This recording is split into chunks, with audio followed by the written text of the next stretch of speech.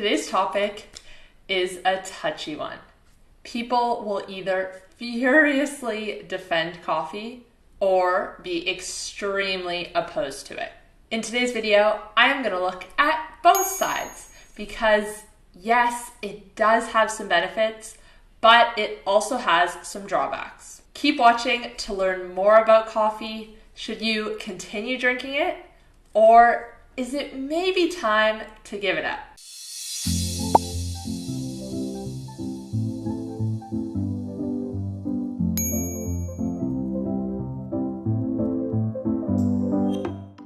Hey guys, welcome back to my channel. If you're new here, my name is Kate. I'm a health coach and I post videos on a high-fat, nutrient-dense way of eating.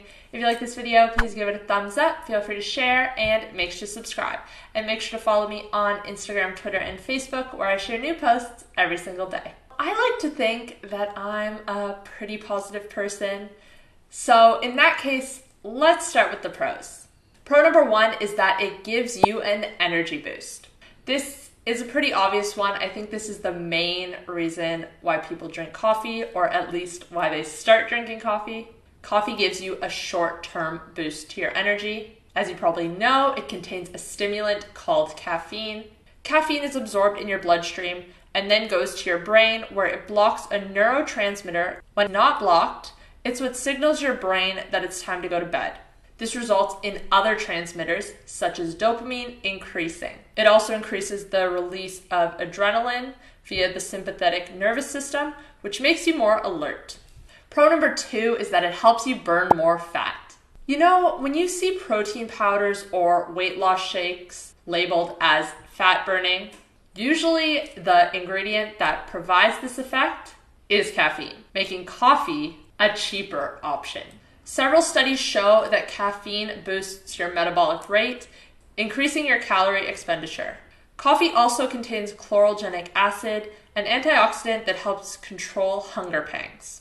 Pro number three is that it improves memory and focus. Due to the release of adrenaline, caffeine has been shown to increase memory, focus, and performance. This has been shown in several randomized studies where participants were given either caffeinated coffee or decaf coffee, and then asked to perform various tests. Pro number four is that it is associated with decreased disease risk.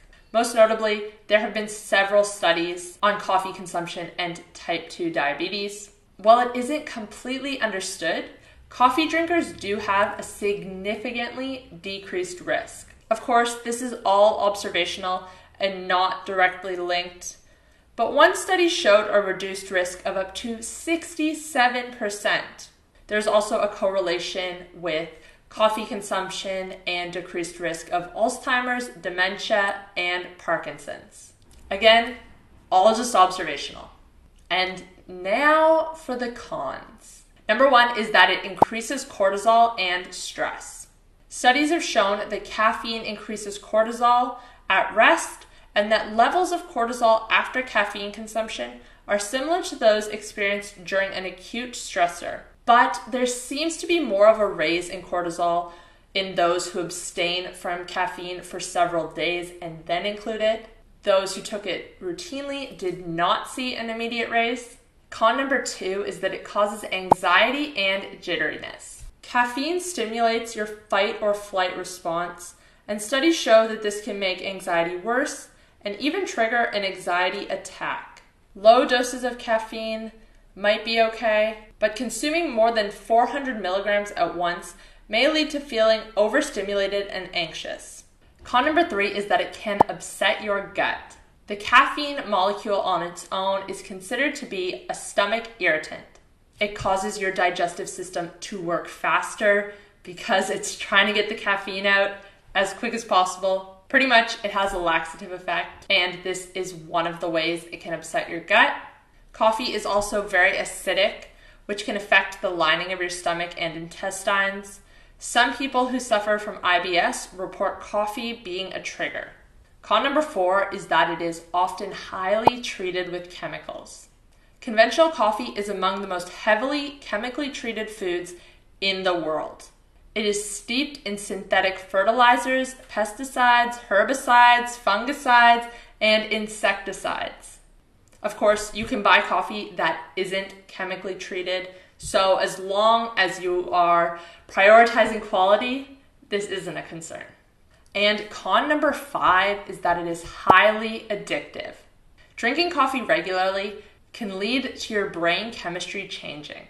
At the start of this video, I mentioned that caffeine blocks adenosine receptors, and as a result of this, your body will start to produce more of it over time to compensate.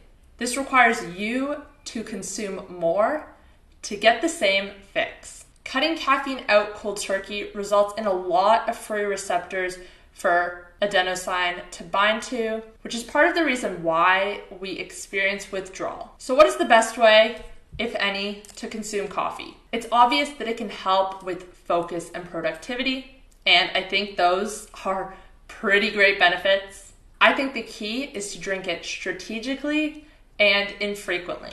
You can even take breaks from it every couple of weeks or couple of months. Personally, I do drink coffee most days. It is 1 cup of coffee in the morning and I leave it at that. And I like to drink it bulletproof style in order to maximize the benefits. Here's what I put in my coffee and why. Grass-fed butter. This is a good source of fat which helps to keep me full until my first actual meal, and this also helps to keep me energized. Butter contains some MCTs as well, which we'll talk about in a second. Egg yolk. Same thing, good source of fat and fat-soluble vitamins. Collagen powder. This helps build and maintain all of our connective tissue in the body. Skin, hair, nails, joints, bones, muscles. Collagen powder ensures the health of all of them. And finally, MCT oil. MCT oil is an instant source of energy and it helps to boost ketones. Blend that all up in a cup of coffee and my brain is on fire.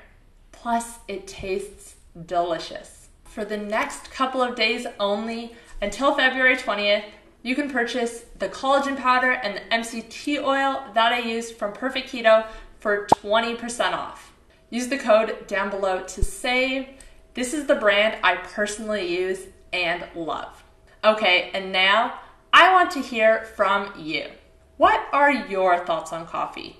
Love it or hate it? Have you given it up? What happened? Let me know down below. Thanks again for watching and make sure to give this video a thumbs up. I will see you guys next time. Bye.